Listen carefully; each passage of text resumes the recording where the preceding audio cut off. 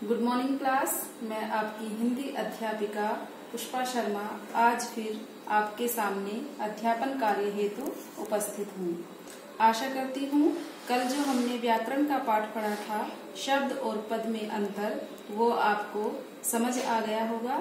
आज हम उसी क्रम में उसी पाठ के अंतर्गत आगे का अध्ययन करेंगे। तो देखिए, कल हमने शब्द की परिभाषा और उसके उदाहरण के विषय में पढ़ा, पद उसकी परिभाषा और उनके उदाहरणों के विषय में पढ़ा। आज हम शब्द के कितने भेद हैं इसके विषय में चर्चा करेंगे। तो शब्द के 5 भेद हैं। नंबर 1, स्रोत या उत्पत्ति के आधार पर। सेकंड, अर्थ के आधार पर। थर्ड, रचना के आधार पर। फोर्थ, प्रयोग के आधार पर। फिफ्थ, व्याकरण के प्रयोग के आधार पर। तो हम सबसे पहले स्रोत या उत्पत्ति के आधार पर शब्द के भेद के विषय में जानेंगे। इसमें सबसे पहले स्रोत क्या होता है। स्रोत अर्थात साधन कि शब्द कहाँ से आया है, कहाँ से शब्द का जन्म हुआ है, अर्थात इसकी उत्पत्ति कहाँ से हुई है। जिस साधन के माध्यम से हमें यह पता चलता है उसे हम स्रोत कहते हैं। तो इसमें सबसे पहला जो हमारा शब्द का भेद है, तत्सम शब्द।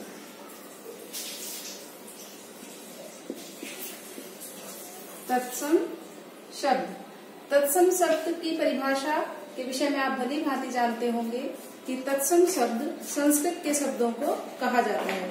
कक्षा 8 तक हम तत्सम, तद्भव, देशज, विदेशी इन्हीं सभी भाषा शब्दों के भाग के विषय में पढ़ते रहे हैं।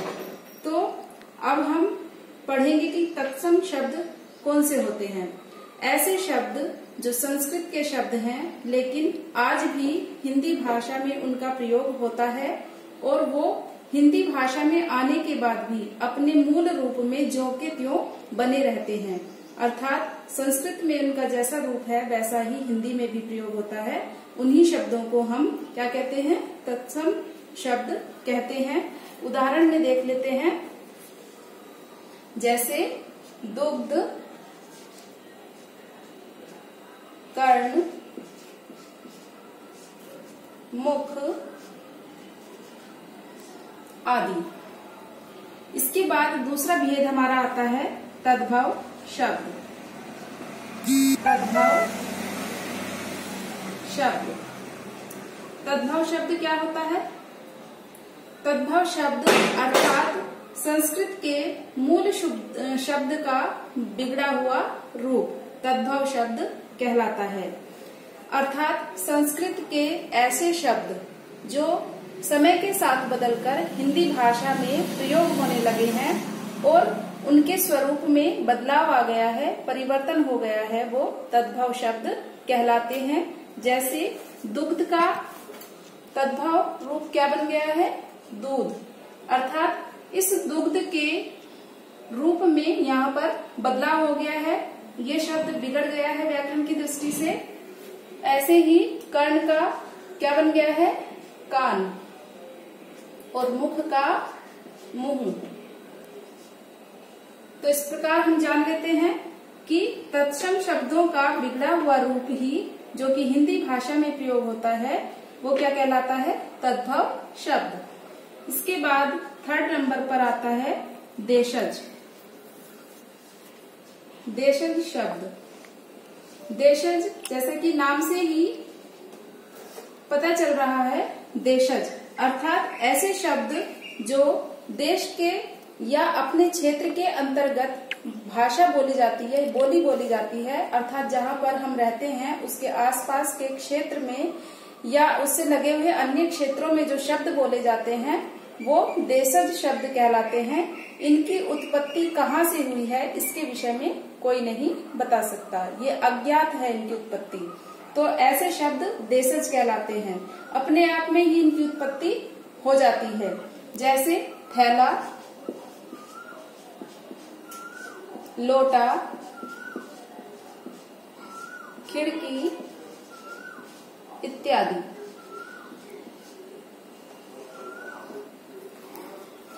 फोर्थ नंबर पर आता है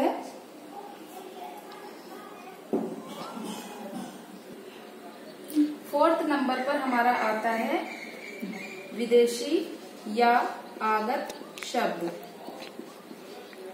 विदेशी या आगत शब्द भी कहते हैं। आगत का मतलब क्या होता है? आया हुआ, यानी ऐसे शब्द जो किसी अन्य भाषा से हिंदी भाषा में आए हैं उन्हें हम विदेशी या आगत शब्द कहते हैं। और ये हिंदी भाषा में अन्य कई भाषाओं से आए हैं, जैसे अंग्रेजी का हम एक शब्द ले लेते हैं मशीन। यहां समझ लीजिए, अंग्रेजी भाषा से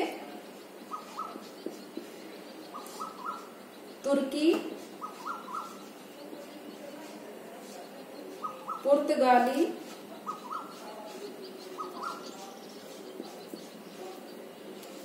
अरबी,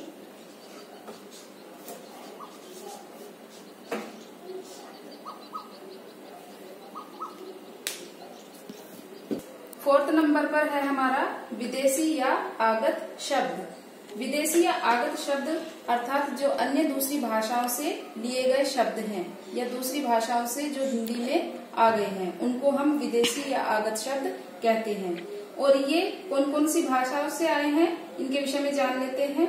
जैसे सबसे पहले अंग्रेजी भाषा से कौन कौन से शब्द हैं? Machine, tyre, nurse, doctor. फिर तुर्की से कुर्ता, कुली, कैंची, चाकू। फिर पुर्तगाली भाषा से गमला, चाबी, तौलिया। अरबी भाषा से अखबार, अदालत, औरत आदि। फिफ्थ नंबर पर आता है हमारा संकर शब्द, जो कि स्रोत या उत्पत्ति का ही एक भेद माना जाता है। संकर शब्द कौन से होते हैं? जो दो भाषाओं से मिलकर बने होते हैं, यानी कि जो उसमें दो शब्द होते हैं, एक किसी अन्य भाषा का होगा और दूसरा शब्द किसी अन्य भाषा का होगा। उदाहरण के तौर पर हम देख लेते हैं रेलगाड़ी। जैसे रेल अंग्रेजी का शब्द है और गाड़ी हिंदी का शब्द है। इसी प्रकार से पानदान, पान हिंदी का शब्द है और दान फारसी का शब्द माना जाता है। इसी तरह सील बंद, सील अंग्रेजी का शब्द है और बंद फारसी का शब्द है। अर्थ के आधार पर अब हम शब्द के भेद जानेंगे कि अर्थ के आधार पर शब्द के कौन कौन से भेद होते हैं। अर्थ के आधार पर शब्द के निम्नलिखित भेद होते हैं। सबसे पहले पर्यायवाची शब्द, ऐसे शब्द जिनके अर्थों में समानता होती है, अर्थात जिनका अर्थ समान होता है। जैसे मैं कहूँ अग्नि, आग, अनल, ये इत्यादि क्या है? सब पर्यायवाची हैं। किसके? अग्नि के। तो इनके समान अर्थ हैं, एक जैसे ही अर्थ हैं, जिसके कारण हम इन्हें क्या कहते हैं? पर्यायवाची शब्द। दूसरा आता है हमारा विलोम शब्द। विलोम शब्द अर्थात एक दूसरे के विपरीत अर्थ देने वाला शब्द क्या कहलाता है? विलोम शब्द कहलाता है। जैसे मैं कहूँ दिन, तो दिन का विपरीत क्या होगा? उल्टा क्या होगा? रात। इसी प्रकार मैं कहूँ कि सोना, सोना का अर्थ क्या होगा? नींद, और उल्टा क्या होगा? विपरीत क्या होगा? जागना। समझ आ गया बच्चों? इसके बाद थर्ड नंबर पर आता है हमारा एकार्थी शब्द। एकार्थी शब्द किन्हें कहते हैं? शब्दों के समूह के स्थान पर एक शब्द का प्रयोग करना ही क्या कहलाता है? एकार्थी शब्द कहलाता है। अर्थात हम बहुत सारे शब्दों को न कह करके उनके स्थान पर केवल एक शब्द में ही अपनी बात कह दें तो वो क्या कहलाता है? एकार्थी शब्द कहलाता है। जैसे मैं कहूँ मृग के समान नेत्रों वाली, तो मैं ये पूरा वाक्य ने बोल करके मैं क्या कह दूं? मृग नयनी।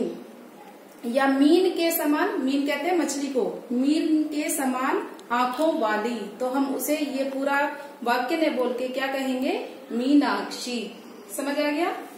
ऐसे ही फोर्थ नंबर पर आता है अनेकार्थी शब्द। जिन शब्दों के एक से अधिक अर्थ होते हैं उन्हें हम अनेकार्थी शब्द कहते हैं। जैसे मैं कहूँ अंबर, अंबर का अर्थ क्या होता है? एक अर्थ होता है आकाश और दूसरा अर्थ वस्त्र अर्थात कपड़े जो हम पहनते हैं। ऐसे ही मैं कहूँ अक्षर, तो अक्षर अर्थात एक अर्थ तो हुआ वर्ण और दूसरा अर्थ क्या होगा? ईश्वर।